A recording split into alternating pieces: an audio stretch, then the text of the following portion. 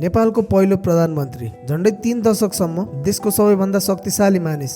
1830 को दशकको अन्तिमतिर विभिन्न राजनैतिक फेरबदलका कारणले शक्तिहीन हुँदै गएका र अन्त्यमा नाबालक युवराजलाई विष खुवाएर मारेको आरोपमा कारागार नै चलान भएका र त्यहाँ पनि विभिन्न कारणवश आफ्नो ज्यान नै लिन पुगेका भीमसेन थापाको बारेमा सामान्यतया यस्ता जानकारी त तपाईहरूलाई थाहा नै होला। तर कसरी देशको सबैभन्दा शक्तिशाली मानिने भीमसेन थापा एकाएक पावरलेस हुँदै थिए र त्यसमा एक ब्रिटिस रेसिडेन्ट BH हड्सनको के भूमिका थियो? आउनुहोस् आजको भिडियोमा ब्रिटिसहरूको नेपाली राजदरबारसम्मको यात्रा बुझ्दै एक ब्रिटिस रेसिडेन्ट BH हड्सनले भीमसेन थापालाई शक्तिहीन बनाउन के कस्ता खेल खेलेका थिए भन्ने कुरा बुझ्ने प्रयास गरौँ। ट्रेड गर्न भनेर आएका ब्रिटिसहरूले जब इन्डियाका मुख्य एरियामा आफूलाई पावरमा ल्याउँछन् र त्यहाँ रुल गर्न थाल्छन् तब उनीहरूको आँखा नेपालमा परेको थियो। त्यसको मुख्य कारण भनेको ब्रिटिसलाई तिब्बतसँग ट्रेड गर्न नेपाल एउटा बफर जोन हुने थियो र अर्को कारण भनेको नेपालमा रहेको नेचुरल रिसोर्सेसहरूको एक्सप्लोइटेसन। तर त्यति नै बेला नेपालमा पृथ्वीनारायण शाहले नेपालको एकीकरण गर्दै थिए र नेपाल एउटा शक्तिशाली राष्ट्र बन्दै थियो। नेपालमा पनि आफ्नो दबदबा बनाउन खोजिरहेको ब्रिटिसहरूले एउटा मौका पनि पाएका थिए। जब पृथ्वीनारायणसँग हारेपछि कान्तिपुरका राजा जयप्रकाश मल्लले ब्रिटिसहरूको मद्दत मागेका थिए र त्यति बेला सन् 1767 मा ब्रिटिस इन्डियाले क्याप्टेन किनलोचको नेतृत्वमा नेपालमा हमला गरेको थियो। तर सिन्धुलीगढीमा भएको यो युद्धमा ब्रिटिसहरू हार्छन्। त्यसपछि पनि ब्रिटिसहरू नेपाल छिर्न विभिन्न मिसन भने सञ्चालन गरि नै रहन्छन्। जस्तै 1770 मा गरिएको जेम्स लोगनले लिड गरेको मिसन र 1774 मा गरिएको फक्सक्रफ्टले लिड गरेको मिसन, जुन दुवै फेल भएका थिए। तर पृथ्वीनारायण शाहको मृत्यु पश्चात नेपाल राजनीतिक रूपले कमजोर भएको थियो र 1792 मा ब्रिटिस र नेपाल बीच एउटा कमर्सियल ट्रिटी हुन्छ। यो ट्रिटी साइन गर्नुमा नेपालको उद्देश्य थियो तिब्बतसँग युद्ध हुँदा ब्रिटिसहरूको सहयोग र ब्रिटिसको उद्देश्य थियो नेपालभित्र पेनिट्रेट गर्ने। तर पछि तिब्बतसँग युद्ध हुँदा नेपाललाई ब्रिटिसले मद्दत गर्दैन र अझ क्याप्टेन क्रिकप्याट्रिकको नेतृत्वमा ब्रिटिसहरू पुरा नेपाल घुमेर नेपाली जियोग्राफीको सम्पूर्ण सिक्रेट इन्फर्मेसन ब्रिटिसहरूलाई पास गर्छन्, जसले गर्दा अब दरबार या नेपाल सरकारले उक्त 1792 मा गरिएको ट्रिटीलाई महत्त्व दिन छाड्छ र भनौँ एक तरिकाले त्यो ट्रिटी खारेज नै हुन्छ। र पछि 1801 मा जब नेपालबाट राजा रणबहादुर राजगद्दी त्यागेर भीमसेन थापाको साथमा बनारस गएका थिए, त्यति बेला नेपालले ब्रिटिससँग अर्को ट्रिटी गर्छ जुन थियो 1801 ट्रिटी अफ फ्रेन्डसिप। त्यति बेला यो ट्रिटी गर्दा नेपालको माग रणबहादुर शाहलाई नेपाल फिर्ता आउन नदिने थियो र ब्रिटिसहरूको माग नेपालमा एउटा ब्रिटिस रेसिडेन्टको स्थापना गर्ने थियो। उक्त सन्धि अनुसार ब्रिटिस रेसिडेन्सीमा एकजना ब्रिटिस रेसिडेन्ट रहने जसले नेपाल र ब्रिटिसको डिप्लोमेटिक रिलेसन सुधार्ने थियो। तर ब्रिटिसहरूको मुख्य एजेन्डा भने नेपालको इन्टरनल अफेयर्स, मिलिटरी र पोटेन्सियल नेचुरल रिसोर्सेसहरूको सिक्रेट इन्फर्मेसन ब्रिटिसहरूलाई पास गर्नु थियो। यो सबै 1801 मा भइरहेको कुरा हो र नेपालमा त्यति बेला अर्को एउटा घटना पनि भइरहेको थियो र त्यो हो भीमसेन थापाको उदय। अब नेपालमा ब्रिटिस रेसिडेन्सी रहनेवाला थियो र ब्रिटिस रेसिडेन्सीको हेडलाई ब्रिटिस रेसिडेन्ट भनिन्थ्यो। 1801 मा पहिलो पटक क्याप्टेन नक्स नेपालमा ब्रिटिस रेसिडेन्ट भएर आएका थिए। तर त्यसको 12 महिनामै उनको जासुस जस्तो स्वभावले उनलाई नेपालमा परिस्थिति बिग्रिँदै गयो र उनी नेपाल छाडेर गए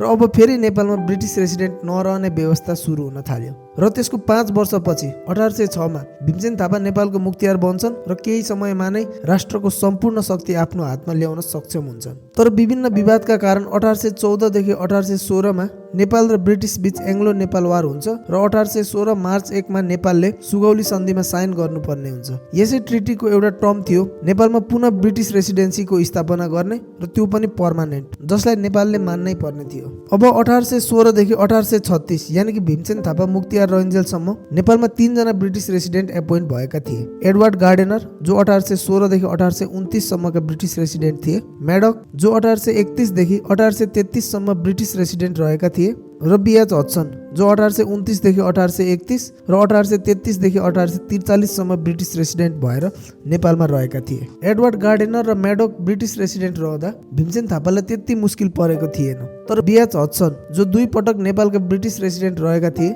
उनले भीमसेनलाई दरबारमा निकै समस्या दिएका थिए र अझ उनको नेपालको दोस्रो कार्यकालमा त भीमसेनलाई शक्तिहीन नै बनाउन सफल हुन्छन्। हड्सन जो आफैमा त्यति बेलाका विद्वान थिए उनको भीमसेन थापासँग रिसको भावना हुनु या दुश्मनी हुनुको दुईवटा कारण थियो। पहिलो, त्यति बेलाको समयमा भीमसेन थापाले ब्रिटिस रेसिडेन्टमाथि लगाएको रेस्ट्रिक्सन।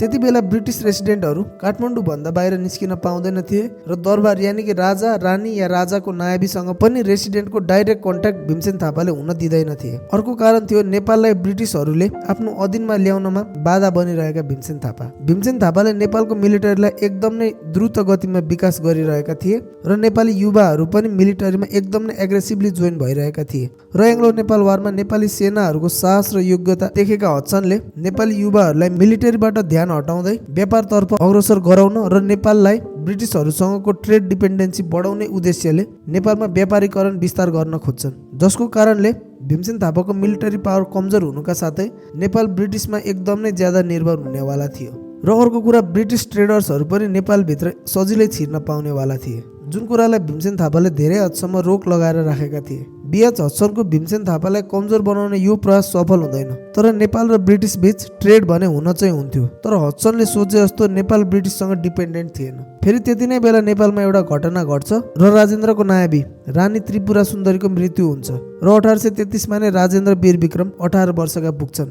अब राजा 18 वर्षको पुगेका थिए र भीमसेन थापाको पावर निकै कम भएको थियो। यो देखेर बीएच हड्सनले ब्रिटिस रेसिडेन्टको दरबारसँगको डाइरेक्ट कन्ट्याक्ट हुनपर्छ भनेर माग पनि राख्छन्, जुन कुरालाई भीमसेन थापाले पछि गएर स्वीकार्न पर्छ। 1934 को अगस्टमा हड्सनले भीमसेन थापामाथि अर्को चुनौती खडा गर्छन्। पहिला 1792 मा भएको नेपाल र ब्रिटिस बीचको कमर्सियल ट्रिटी, जसको बारेमा सुगौली सन्धिमा कुरा गरिएको थिएन, त्यही सन्धिलाई आधार मानेर नेपालबाट भएको इम्पोर्टमा ब्रिटिसहरूले 2.5% भन्सार कर लगाउँदै आएका थिए। तर भीमसेन थापाले भने ब्रिटिस इन्डियाबाट नेपालमा भएको इम्पोर्टमा 10% भन्सार कर लगाउँदै आएका थिए। भीमसेनले कर धेरै लगाउनुको कारण ब्रिटिस ट्रेडर्सहरूलाई नेपाल सजिलै छिर्न नदिनु थियो। यही प्रश्न हड्सनले भीमसेन थापा सामु राखेका थिए र यता राजदरबारमा पनि आफ्नो पकड कमजोर हुँदै गएका थापालाई इन्टरनल र एक्सटर्नल दुवै पक्षबाट पोलिटिकल प्रेसर आउँछ र 1934 को अन्तिममा भीमसेन थापाले ब्रिटिसहरूसँग उनको यो करको पोलिसी मोडिफाई नै गर्न बाध्य हुन्छ।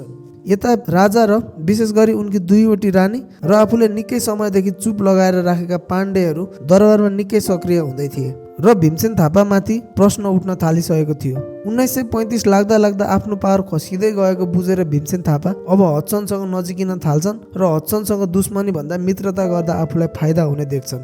र यति नै बेला हड्सनले अघि पेश गरेको दरबारसँगको डाइरेक्ट कन्ट्याक्टको माग पनि पुरा गरिदिन्छन् र उनलाई काठमाडौँ बाहिर पनि निस्किन पाउने अनुमति दिन्छन्। तर हड्सन यतिले मान्नेवाला थिएनन् र उनलाई भीमसेन थापालाई लडाएरै छाड्न थियो।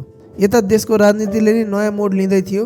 वर्षौंदेखि चुपचाप बसेका पाण्डेहरू पनि रानीको समर्थन पाएर खुलेरै बोल्न थालेका थिए। त्यति नै बेला काला पाण्डेले 1804 देखि भीमसेन थापाले कब्जा गरेर राखेका पाण्डेहरूको सम्पत्ति र इज्जत फिर्ता माग गर्छन् र उनको कुरा राजदरबारमा पनि सुनिन्छ। अब यो तरिकाले दरबार र सत्ताबाट फ्यालिने डरले भीमसेनले हड्सनलाई 27 अप्रिल 1835 मा आफू या माथवर सिंह थापा ब्रिटिस जाने र त्यहाँको राजाको दर्शन गरेर आउने प्रावधान मिलाइदिन आग्रह गर्छन्, जुन कुरामा हड्सन तयार पनि हुन्छन्। तर उनको मनमा कुरा अर्कै थियो। भीमसेनले आफू नगए आफ्ना विश्वास पात्र माथवर सिंह थापालाई ब्रिटेन पठाउने निर्णय गर्छन्। भीमसेनको आग्रह अनुसार हड्सनले कलकत्तामा रहेका आफ्ना जेनरललाई यसको सबै प्रावधान मिलाइदिन लाउँछन् र नेपालका राजाले जब माथवर सिंहको इङ्ल्यान्डको भिजिट बारे सुन्छन् तब उनले पनि राजदरबारको तर्फबाट इङ्ल्यान्डको राजालाई अनेकौं भेट पठाउने निर्णय गर्छन् र अक्टोबरमा राजाले माथवरलाई इङ्ल्यान्ड जाँदा कलकत्ता हुँदै जाने एउटा मिसन पनि दिन्छन्। 27 नोभेम्बर 1835 मा माथवर सिंह कलकत्ताका लागि निस्किन्छन्। उनको साथमा 2000 सहयोगी, जसमा 600 सिपाही, 200 अधिकारी, 900 भरिया, 15 खलासी, 50 घोडा, 40 हात्ती पनि थिए। सामान्य भाषामा भन्दा निकै महँगो थियो माथवर सिंहको यात्रा। माथवर सिंह कलकत्ता त पुग्छन्, तर त्यहाँबाट ब्रिटेनको यात्रा कलकत्ताका गभर्नर जेनरलद्वारा क्यान्सल गरिन्छ र यो सबैको पछाडि थिए हड्सन। हड्सनले माथवर सिंहको ब्रिटेन भिजिटको प्रावधान कहिले मिलाएकै थिएनन्। यति भएपछि यता भीमसेनलाई राज्यको सम्पत्ति नाश गरेको आरोप लाग्न थाल्छ र पावरमा आउँदै गरेका पाण्डे र दरबारमा भीमसेनको निकै विरोध हुन थाल्छ र यो अभियोग लागेपछि भीमसेन थापा दिन प्रतिदिन कमजोर हुँदै थिए र त्यसमाथि 1837 मा उनलाई राजेन्द्रको कान्छो छोरा देवेन्द्रलाई विष खुवाई मारेको आरोपमा जेल चलान गरिन्छ र विभिन्न घटना र दबाव पश्चात उनले आफैले भिरेको खुकुरीले आफ्नो ज्यान लिन पुग्छन्। यो त भयो बीएच हड्सनले कसरी भीमसेन थापालाई दिन प्रतिदिन पावरलेस बनाउँदै थिए भन्ने कुरा। तर भीमसेन थापा पावरलेस हुँदै जानुमा BH हड्सनको मात्र भूमिका नभएर नेपालभित्रकै विभिन्न राजनैतिक परिस्थितिहरू पनि थिए, जुन कुरालाई आज हामीले यस भिडियोमा उल्लेख गरेका छैनौँ। उनी पावरलेस हुँदै जानुमा नेपाली राजदरबार र नेपालको इन्टरनल पोलिटिक्सको पनि धेरै ठुलो भूमिका रहेको छ। र यदि तपाईँहरू यस बारेमा सम्पूर्ण भिडियो चाहनुहुन्छ भने कृपया कमेन्ट गरिदिनु होला। धन्यवाद।